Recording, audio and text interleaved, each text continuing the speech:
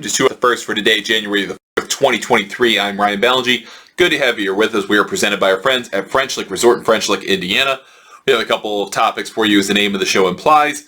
Welcome to the new year. We have not done a show to start the year yet. My kids actually had off until Tuesday, and then yesterday things just kind of got out of control. So wanted to start the week off fresh and start the year off fresh with a good episode. Didn't want to just kind of jam it down your throat. So, two topics for today. One PGA Tour related, one not PGA Tour related whatsoever, and still very exciting unto itself. So let's start with the PGA Tour. We've kicked off the year now with the Century Tournament of Champions. That starts tomorrow. Kapalua Resort Plantation Course on Maui in Hawaii. Primetime golf to start the year. Very excited about all of that. This is one of my favorite tournaments of the year to watch for a couple of different reasons. One, it's a small field. And typically I don't love the small field stuff, but I kind of like the intimacy of one of these types of things per year. I don't necessarily love that the PGA Tour expanded the criteria to get into the event to allow players who qualified for the Tour Championship but didn't win a tournament to get in. I wish this were still a winners-only event. However, this is now an elevated event, and we've been over what the concept of elevated events are. We'll probably talk about it even more in the weeks and months to come.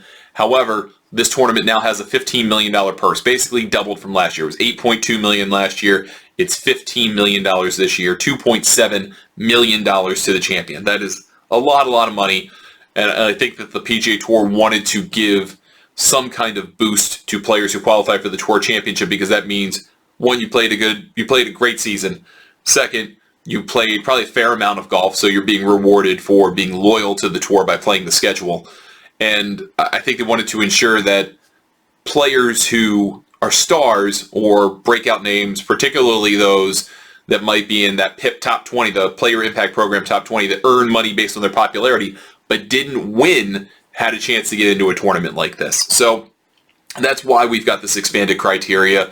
I think a lot of it really has to do with the Player Impact Program and the group of 20 that commit to playing in all these tournaments if they're able and eligible, with the exception of having one you can turn down. Rory McIlroy made this one his, and that you can exchange an event for another. So we'll get to that a little bit later on in this first half of the show. But there are opportunities for players to say, hey, maybe I don't want to play this event, but I do want to play this event in exchange. That's a kind of a make good. And so there's that opportunity there as well. However, we still get a great field. We've got 17 of the world top 20, even though the world number one is not here. You've got the 39-player field, so just about the right number, basically the same number as last year. And you've got a great golf course, which is a lot of fun to watch on TV. The Court Crenshaw design from 30 years ago, basically, still holds up really well. They've expanded it. They've lengthened it. They've changed some things about the golf course over the years. But by and large, it is the product that was originally introduced. The setting is gorgeous. The playing corridors are huge, at least in concept. It pays to be a bomber. The greens are big. The greens are a little bit slower. They're a little bit grainier, so they're tricky because they're Bermuda. There's a lot going on this golf course that, even though it looks like wall-to-wall fairway and that it's really, really easy, it's not as easy as it looks. And part of that is the deception of it being a par 73 golf course. I mean, that gives you an extra 4 strokes against par. Obviously, that's not a big deal when 34 under par was the winning score last year and 33 under was second place. However, most years you're looking at somewhere in the mid-20s, high 20s. I could see it approaching 30 again this year. However, if you're looking at that range and you take away those 4 strokes, 26, 27 under par, still easy, but maybe a little bit deceptive. And then you look at the golf course itself and the way it kind of structures itself. The front 9 has a lot of long par 4s. The back 9 has a bunch of short par 4s, under 400 yards for these players. All the par 5s are gettable. A lot of the par 4s that are even longer than 399 yards are gettable, if not reachable in some cases, for the long hitters. So it pays to be a long hitter. Doesn't necessarily pay to be the most accurate hitter at this golf course, but it tends to prove that the cream rises to the top. You tend to get a winner that is one of the higher favorites, if not the favorite, to win the tournament. And I think that's all a great setup for what should be a very, very good year for golf.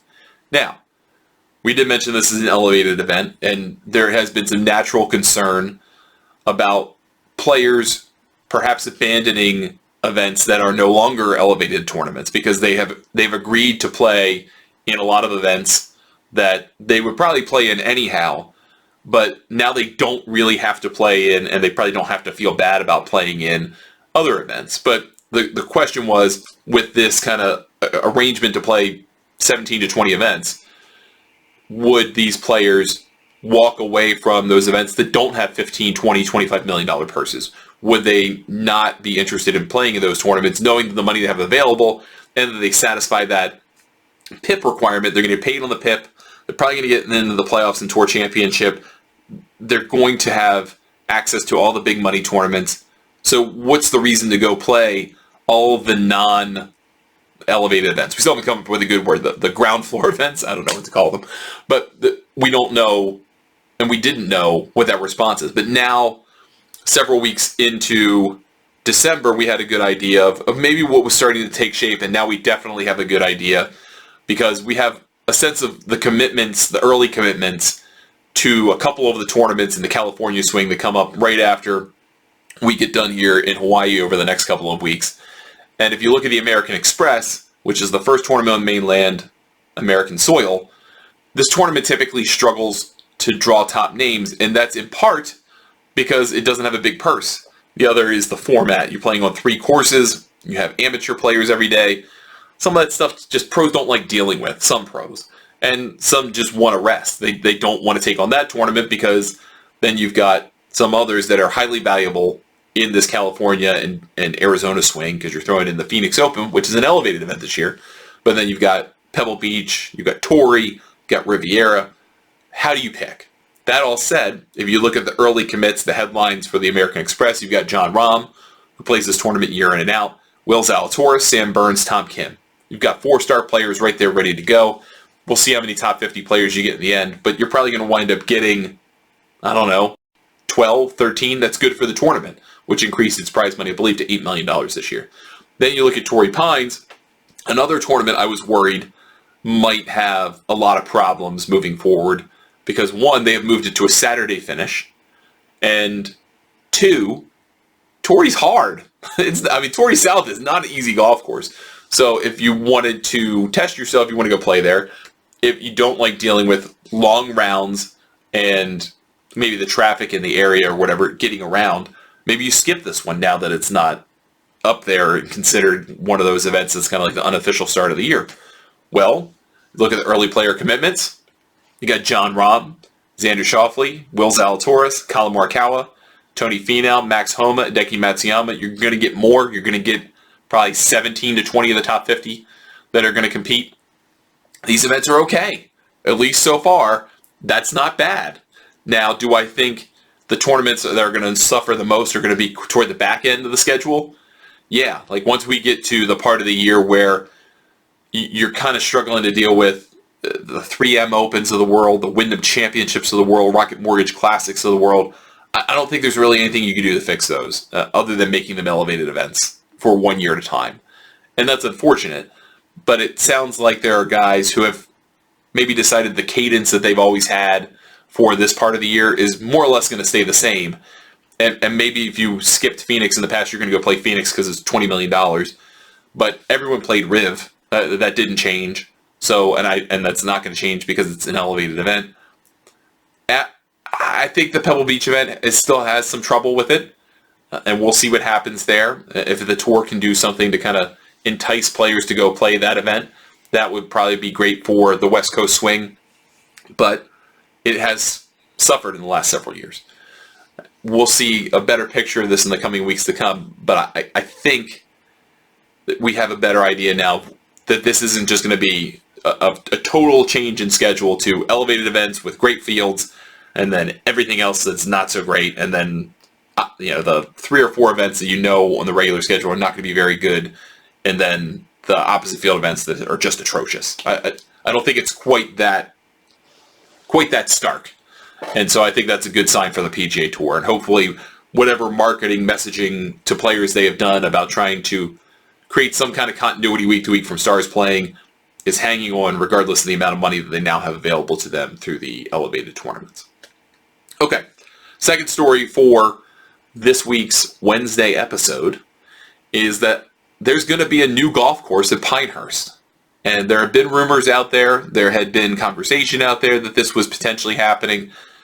The Pinehurst Resort shared a video a couple days ago that I saw on social media, and it was kind of one of those videos that you produce for like Instagram or Twitter, where it's just a bunch of images together and some music. I mean, it was basically a reel style video. And in the video is Tom Doak talking. Now, if you don't know who Tom Doak is a golf architect, very well-known golf architect. Done some tremendous courses around the world. A fantastic, fantastic vision for what a property can look like and what it can mean as a golf course. And so, kind of putting one on one together, you got 10. Because you figured, okay, Doak's doing something at Pinehurst. We don't know exactly what that is, but he's doing something. And I tweeted, well, is it Tom Doak time at Pinehurst? Of course, Pinehurst didn't respond. They want to tell you on your own schedule, or their schedule. And then Matt Janella with Fire Pit Collective kind of put it out there, just again, trying to, put the pieces together and said, Pinehurst owns several hundred acres, like 400 acres of land in the town of Aberdeen, which is just outside of the village of Pinehurst, just a little south of the area. Maybe they're doing something with that. Well, that's what they're doing. So, Pinehurst number 10 is coming. The announcement was made today. The property is located 4 miles south of the main resort clubhouse. So if you've ever been to Pinehurst or never been to Pinehurst, there's a main clubhouse for several of the courses. 1, 2, 3, and 4 are all kind of one spot. And then there's some other side clubhouses for 5, 6, 7, 8, and 9. They're all kind of out on their own a little bit. Well, now we're going to have number 10, which is... It's going to be amazing. I mean, they haven't named it number 10, but I'm pretty sure it's going to be number 10. I'd be kind of surprised they don't name it number 10. They haven't given the official name yet, but the work on the golf course will be completed just before the 2024 U.S. Open, which will be played at Pinehurst number 2. So this is going to be the property's first golf course since 1996. That's pretty big news. And then you're going to have a golf course really that is going to sound, from the sounds of things, based on what Doak is saying, that's going to be quite different than what you might expect from Pinehurst if you've ever played down there. If you've never played down there, you should go. Just go to Pinehurst at some point in your life if you're an avid golfer. You don't have to play number 2. It's a very expensive round. It's like $500, $600. And I understand that's a budget buster for pretty much everybody on the planet. But you can go play number 4. Number 3 is an absolute blast. You can go play the Cradle all day and have so much fun. Number 8's really good, just got redone. Number 6, I believe, is now hosting the U.S. Adaptive Open. It's a different take on a Pinehurst course. Is lovely. And then you've got everything that's going on in the town right next door in Southern Pines. You've got Southern Pines, which is now owned by the folks who own Mid Pines, and Peggy Kirk Bell's family is that kind of group of people. And they own Southern Pines, which, I mean...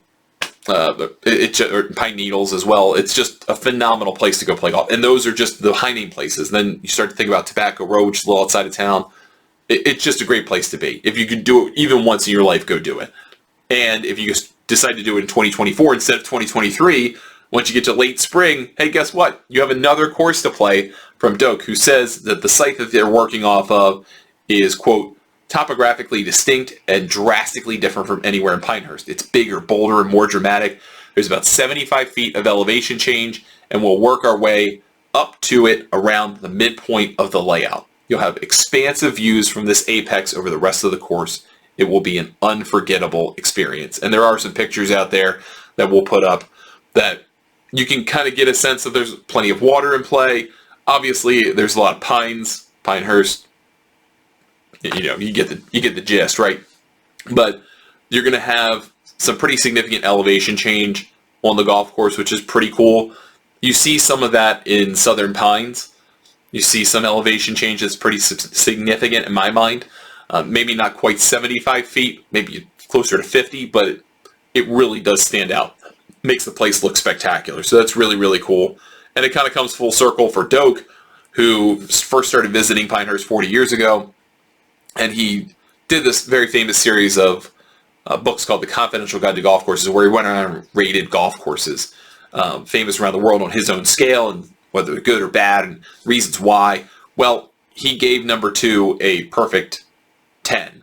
And that's rare. That's very rare. And a guy that ultimately supported the restoration of the course in 2010 by Coore and Crenshaw, which was seen as controversial at the time. People thought, why are you messing up this incredible golf course that's hosted the U.S. Open a couple of different times? And Pinehurst said, look, we need to change things up. We need to get things back to the way they were, not to what Pinehurst has become. We want to be back to what we have been. And I think that golf course and that restoration was extremely important to golf course architecture from a popular standpoint. It popularized the idea of kind of reintegrating contrasts of sand and hard soil and grass and wider fairways and centerline, but all kinds of concepts that I don't think a lot of people who are traveling golfers or love architecture would not be thinking about as much. Did not Pinehurst number 2 get restored by Coore and Crenshaw? So a kind of seminal golf course in modern architecture in that sense. I mean, Coore and Crenshaw have done some incredible things other places, and I think if you look at what they have done, like Friar's Head really comes to mind, then you know that they haven't done it just one place, but that it was popularized by Pinehurst number 2 is very, very important, I think. So great team involved with this. It should be a whole lot of fun. What Doak goes on to say is that the number one thing that most excited him about the project was working with the sand cap. I mean, that's kind of an architect's dream, being able to work with sand cap, because then you can make it really firm. You can work with different types of native grasses. You can do a whole lot of other things in terms of drainage and just build that you really can't do on a clay-based soil like we have here in the Mid-Atlantic region, the DMV.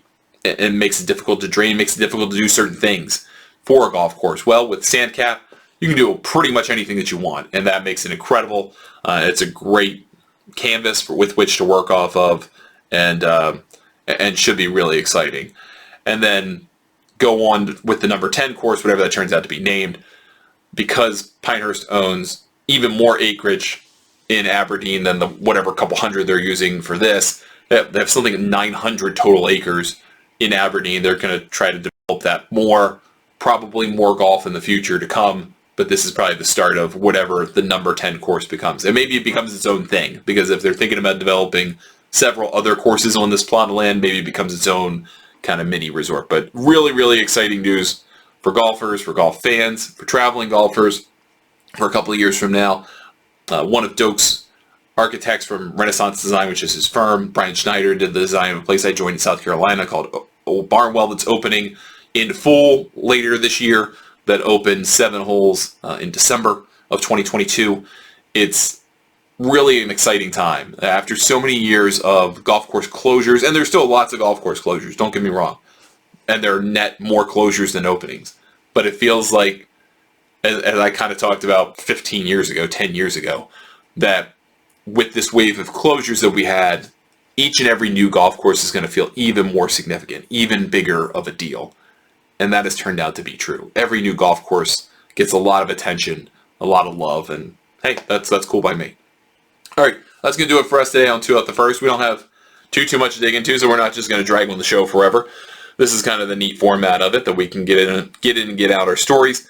Thank you so much for watching or listening, whether you're watching on YouTube, listening on your favorite podcast service. We appreciate it. Please give us a 5-star review if you can do that, or smash a like if you're watching on YouTube, whatever it is. And consider subscribing to the show and to the channel. We will be back tomorrow with a new episode. We'll have the first round not quite underway at Kapalua, but we'll have some things to talk about related to that, more news conferences that we get for the players and first thoughts from them in 2023. I'm Ryan Ballingy saying thank you for listening and watching. We will talk to you tomorrow on 2 Off the First.